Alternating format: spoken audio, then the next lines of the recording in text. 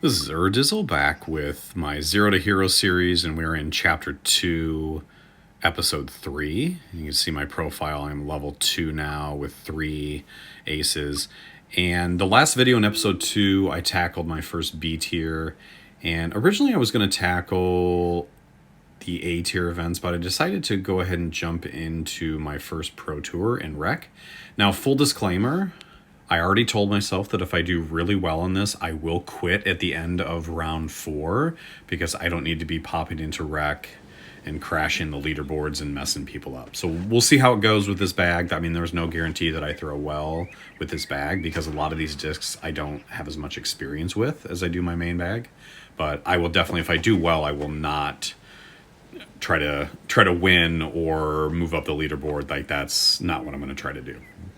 All right, so round 1, and I decided to wait till the very last, I think this was the last day or the day before the Pro Tour ended. So these are all back to back to back to back. This is just 4 in a row straight through. So hole 1, we start off on Owlwood, and I did run the eagle in that one, and very, very easily could have gone out of bounds because it went long. Then hole 2. So we're, with a course like Owlwood, we're definitely going to make heavy use of the Ballista and the Ballista Pro, just because most of the other discs don't get there. But having access to the accurate windbreak fuse makes quite a bit of difference.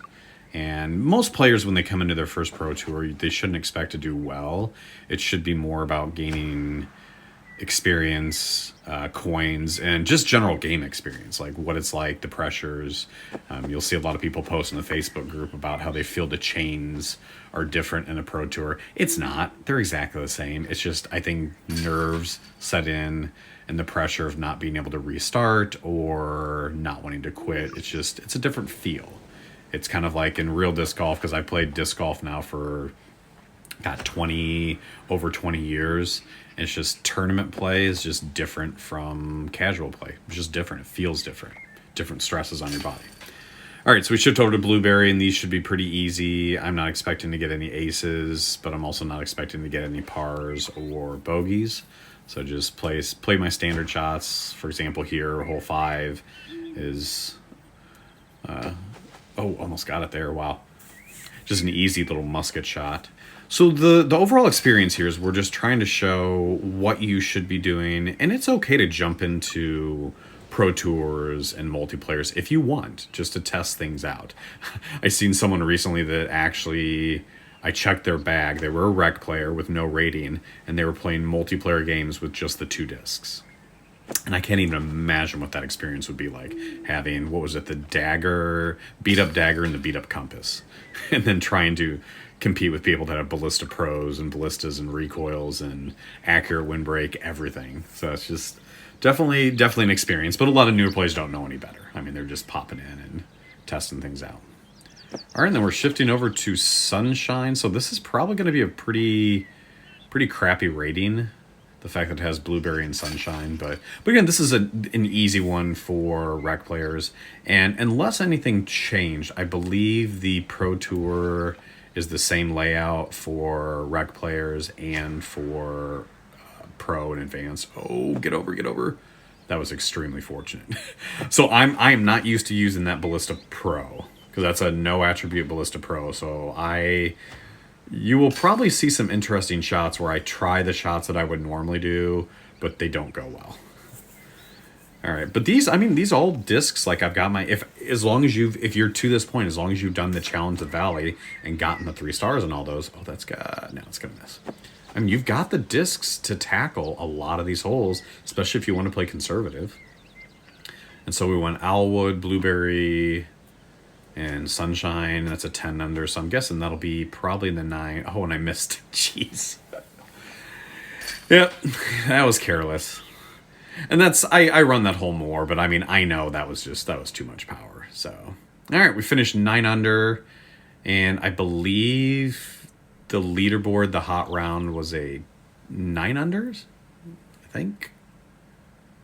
So yeah, so you can see the scores, the 9 under. Remember, I played this at the very end, so pretty good. Again, I'm kind of thinking I might have to tank a couple holes, or I just might get really aggressive and test some things out, because then I don't want to try to win this. That would be bogus to get someone maybe who would win their first pro tour. So as you see, there's my first rated round. I have not played any multiplayer, but to win their first pro tour and then have someone leapfrog them on the last day, that's not fun.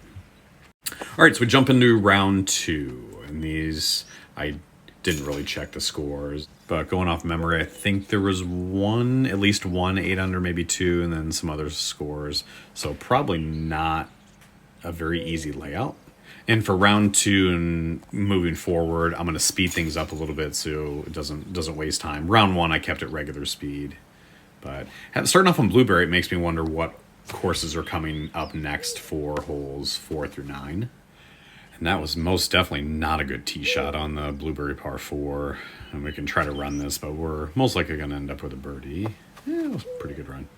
But again, that's one where I'm not going to blame inexperience, but I don't really use these discs, so I'm not using the normal shots. But I think that more models what a newer player would run into when they do this. All right, so shift over to Crow's Nest, which is interesting because I thought we would actually get Kehoe or Coyote or something like that. So I'm really curious where the difficulty in this round is going to come in. And as I've said in previous videos, I just enjoy this course. It's not the most difficult, and this one we're just going to play Ballista Pro and just slam it in there. It's not the most difficult. I think a lot of people do really well here because there are a lot of very reachable par 4s. It's just, I don't know. I like it. Different scenery, different elevations, different types of holes. You got the horseshoe hole that comes all the way back up. All right, this is more like it. I thought we were going to get some harder. Oh, that was actually a pretty decent shot. I'm kind of cut off there. I can't go to the left, so I'm gonna have to try to play a weird shot around there, and that's just not gonna get up there. Oh, that was actually a pretty good kick. And oh, that's way too hard. So I kind of rushed that one a little bit, but this I can now see why the scores were pretty low, especially on this hole. I'm gonna kind of get a little aggressive here and see what happens. Oh, whoa, that was wow, that was really bad. Okay.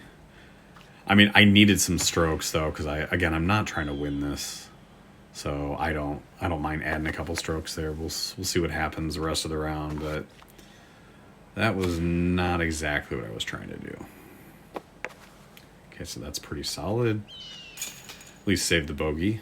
And what are they going to throw at us? Okay, so I can see now why some of the rec players were having some difficulty. Oh, that was not a good shot either.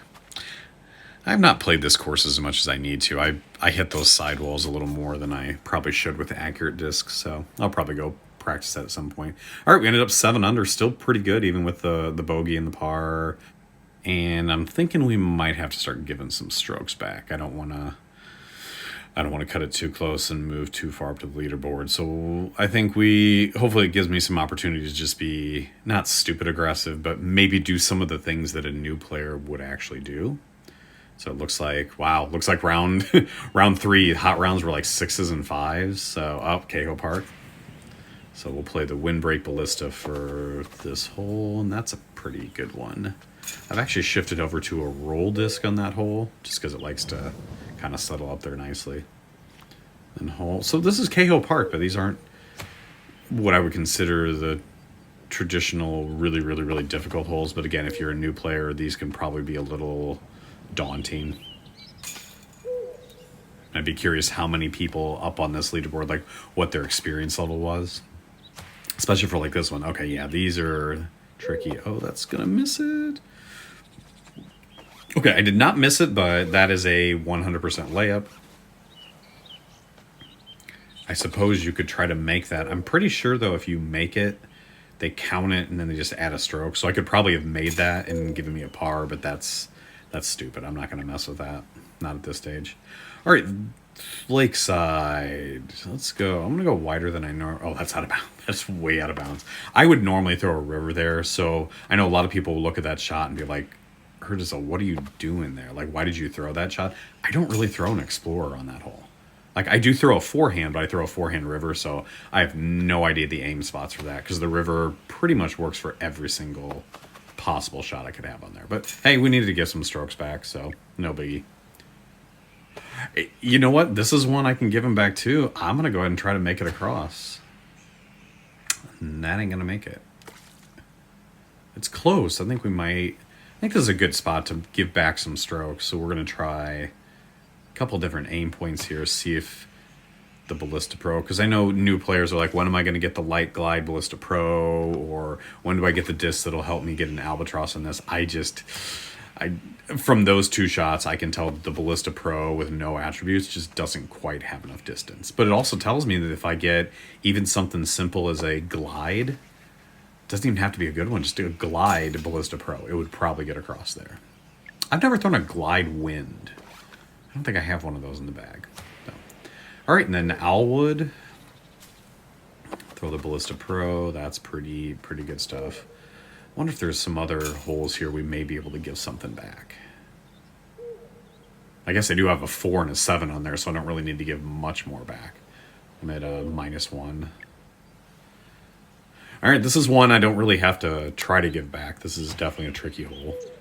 So we'll try to play it out there. Oh, don't go out of bounds. So there's pretty much no way, unless it's a freaking prayer. Like, I don't even think there's a gap where those bushes... Oh, I did make it through the bushes. Wow, okay. Because those bushes, the collision is just so big. It's hard to get through there. And we're going to go ahead and try to punch it through here. Hopefully it doesn't go out of bounds. All right, we're good. Didn't go out of bounds, so we took a par. Par is nothing to be ashamed about there. And then this hole, remember, this was the first... I believe this is the first hole of the tournament. And I almost went out of bounds. That is... There's no way you can run it from up there. I mean, I can try. And that was awful. That was not the smartest play, but you know what? And I'm actually behind the bush, so I could probably... Oh, yeah, I missed that one, too. So, yeah, that was probably not the smartest play on those. But you know what? As I said before, I'm not trying to win this. We're just trying to do some things that some newer players would end up doing. All right, so we ended up even par, which surprisingly was only 6 strokes behind.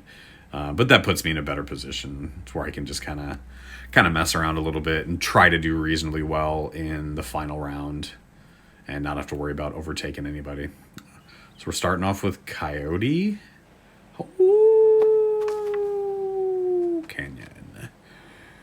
Which again, I'm telling you, these new courses, if you're a more experienced player and you have not tried Coyote Canyon or Kehoe or basically Frozen, even Kehoe Backwoods, like with a bag that's not your normal bag, like throw in some stuff, like no recoils, no ballistas, no ballista pros. Oh, curve it. What a great shot. Skip up there. That is a good recovery. I think that's one of the things you start to learn a little bit is the different angles you can do to get around obstacles and through. And if that was my skip disc, that would have been parked. All right, this hole's going to be tough. We're going to try to go up over the top, but that might not make it. Oh, I actually got to look. And I know that it's 411 feet, but that is a fuse. Missed the railroad. Wow, can't do it much better than that from up top. So for a pretty subpar drive, that was a very good birdie to get. All right, then we shift over to Sunshine, which I'd love to be able to ace one of these with this bag. I mean, because I've got, assuming they're all par 3s, I hope I don't get the par 4, because I don't have the drivers that I feel comfortable getting up over the top, but I've got my fuse here.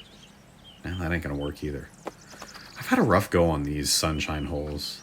I think I go in phases where there's sometimes where I'm just banging them out. I mean, it's just snap, snap. It's just nonstop. And then there's other times where I could play Sunshine 1, 2, 3, 4. I see him miss that one. And not ace it for 10 rounds straight. It's hard to predict sometimes.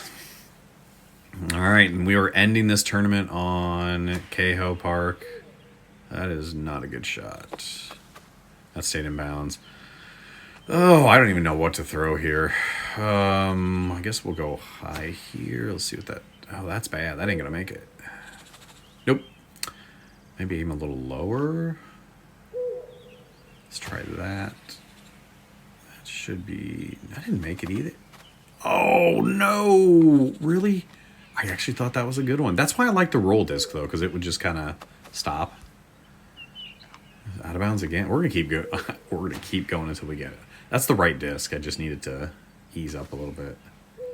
So first one of those was short. Second one skipped long. And again, if you're smart, like if you just want to play for par, you could always lay up to the edge of that OB and then just take your, assuming you're comfortable with like the 200-foot upshot, is just take your 4 and get out of there. Same with this one. I mean, you can play it smart with the musket. Oh, go, go, go, go. No. That's another layup. Yeah, you try to throw this one, it's going to ricochet off the wall and potentially go backwards. So we're just going to flick it out there. And I mean, but a par's not a bad score here. I think a lot of people are getting those OB shots and then having to take the drop zone 4. All right, let's see if we can end with a bang. This is what I did in my chapter 1, is just play the musket out here, play your driver approach out there, and it should give you a very reasonable eagle shot. It's a little further than I wanted, but 62 feet, 3. Yeah, we got that. Boom, that's a good way to end it after some of those crap holes I had. So just had the one awful hole, the par, which I wasn't too upset about, and yeah, overall not bad.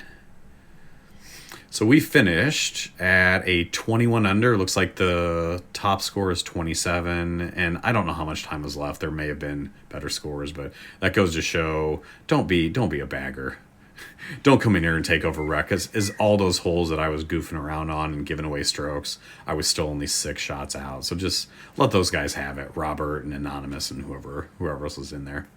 So here's an interesting thing a lot of people don't know too, is if you look at the pro shop, newer players don't have access to a lot of the stuff. I mean, you can expand your bag, but they don't have access to buying all those nice discs.